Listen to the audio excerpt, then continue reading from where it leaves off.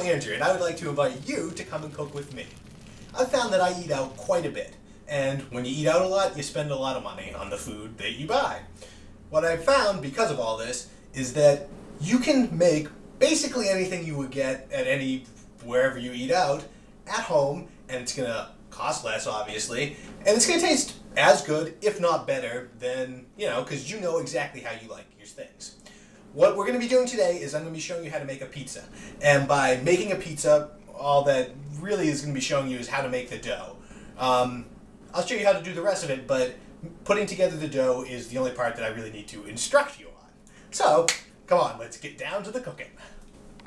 Okay, first things first. I'm going to tell you how to make a great dough, because the dough is really what makes a pizza. And this is the dough I use. I like it a lot. What you're going to be needing is 1 cup of warm to hot water, 2 cups of flour, 1 teaspoon of salt, 1 teaspoon of sugar, 2 tablespoons of olive oil, a packet of yeast, and a whole bunch of garlic powder. Okay, now to make the dough. You have to put the yeast in the hot water. I've already done that because you're going to have to let it sit for 5-10 minutes until it dissolves into it. While that's done, although I've already made it, when you do it, you can put together all the dry items, the flour, and then the garlic powder, salt, and sugar into there. Mix it around before you put any of the wet stuff in. I mean, makes it a lot easier. Then, 2 tablespoons of olive oil. This, I've heard, makes the dough a lot softer when you've cooked it and everything. Finally, you put this in, which I've already made together. Now, when you're mixing it together, I've found that at first it is better to do it with a spoon than with your fingers, although you can if you really like sticky fingers.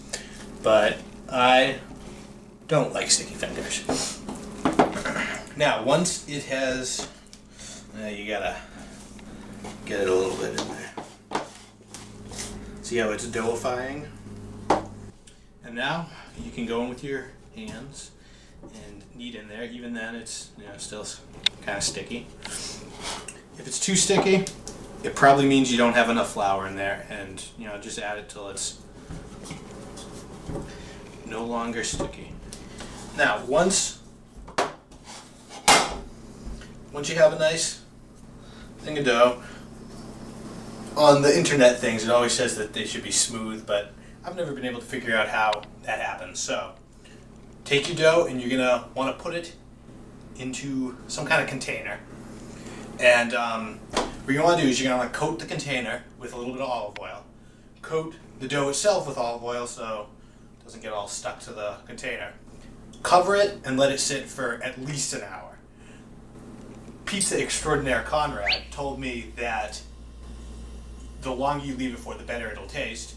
And if you do that, what you're going to want to do is every hour or so take it out, knead it down, and then put it back in, let it sit for as long as you want. And while the dough is sitting, I can tell you about this wonderful album. It is a 12-inch of Big Mo's Purple Stuff. It's a remix, and it has on it Project Pat, Big Pokey, D. Gotti, and Ronnie Spencer. Now, it's a killer song. Very great. Great Houston music.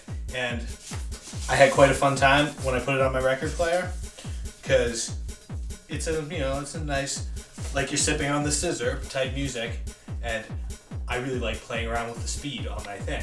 And I found that although Houston music's typically slowed down, it is really fun when you speed the out of this record and make it go really fast. So I don't know where you'll find this. I found this at some record store for $1 for the 12-inch, but so tight record. Okay, now that we've let this sit for a while, we're gonna roll it out.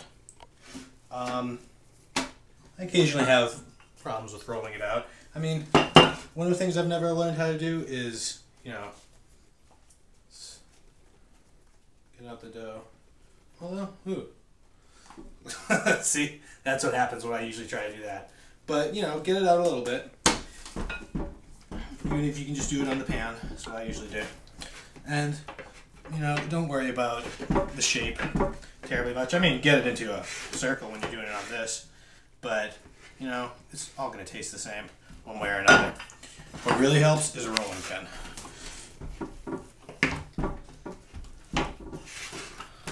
That can make it so that the bigger fat parts do it. So just go around, you know, the rolling pin.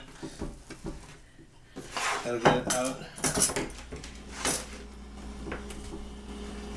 And remember, it's gonna rise when you cook it, obviously. So don't worry about if it seems thin in some places or thinner than in other places, because it won't taste the same.